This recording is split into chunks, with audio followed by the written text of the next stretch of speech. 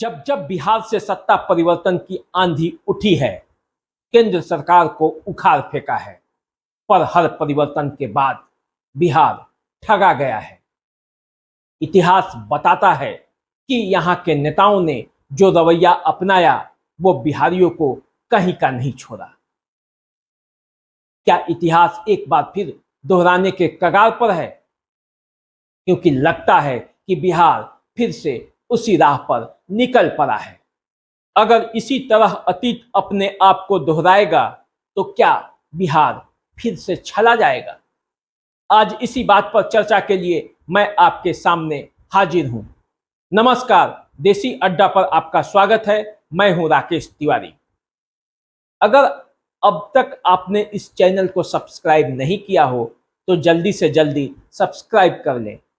YouTube पर subscribe करें, Facebook पर लाइक करें, फॉलो करें। इंस्टाग्राम पर भी हम अवेलेबल हैं, आप वहां भी हमें फॉलो कर सकते हैं। अब चलिए चर्चा पर लौटते हैं। याद कीजिए 1977 का वह चुनाव जब बिहार इमरजेंसी के खिलाफ जागा था। तब कांग्रेस की दुर्गा कही जाने वाली इंदिरा गांधी के खिलाफ बिहार ने देश का नेतृत्व थामा। इसी बिहार के जयप्रकाश नारायण के नेतृत्व में जेपी मूवमेंट शुरू हुआ और कांग्रेस की इंदिरा सरकार को सत्ता से उखाड़ फेंका। लेकिन इससे बिहार को क्या फायदा हुआ? जेपी ने प्रधानमंत्री का पद ठुकरा दिया और मोरारजी देसाई भारत के प्रधानमंत्री बन गए। बिहार का झोली खाली था, खाली ही रह गया।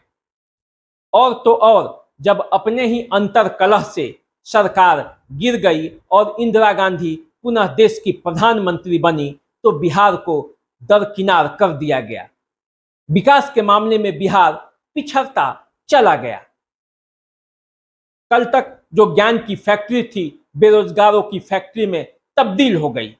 न जाने ये कब और कैसे हुआ, पता ही न चला। बिहार के मौजूदा मुख्यमंत्री नीतीश कुमार भी जेपी के राह पर हैं। वो कहते हैं कि मुझे प्रधानमंत्री नहीं बनना है। वे तो संयोजक के पद को भी ठुकरा देते हैं। अगर नीतीश कुमार को कुछ चाहिए ही नहीं, उन्हें कुछ बनना ही नहीं है तो बिहार को गोलबंद करने की जरूरत क्या है? तो बिहार को कुछ चाहिए ही नहीं तो सबसे आगे बढ़कर बिहार ही क्यों लड़े? यही है आज का सबसे बड़ा सवाल। क्योंकि अगर इस सवाल का जवाब नहीं मिला तो चुनाव के बाद एक बार बिहार फिर से छला जाएगा। हम जीत कर भी हार जाएंगे क्योंकि जीतने के बाद हमारा हक नहीं मिलेगा और अगर हार गए तो हमें उपेक्षा का शिकार होना ही पड़ेगा। आजादी के बाद से ही बिहार के साथ ऐसा ही होता आया है। नीतीश जी, आप तो जेपी के आंदोलन से निकले हुए नेता हैं।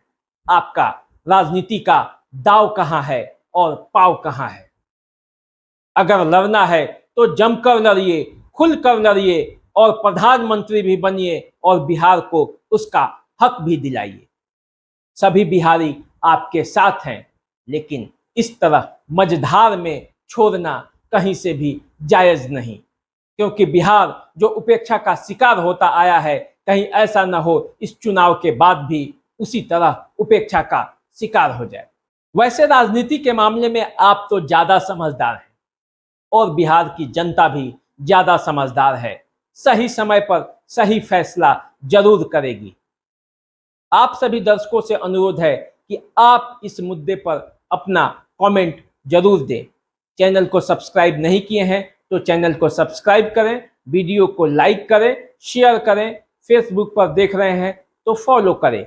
इंस्टाग्राम पर भी हम हैं, हमें वहां भी आप फॉलो कर सकते हैं। नमस्कार।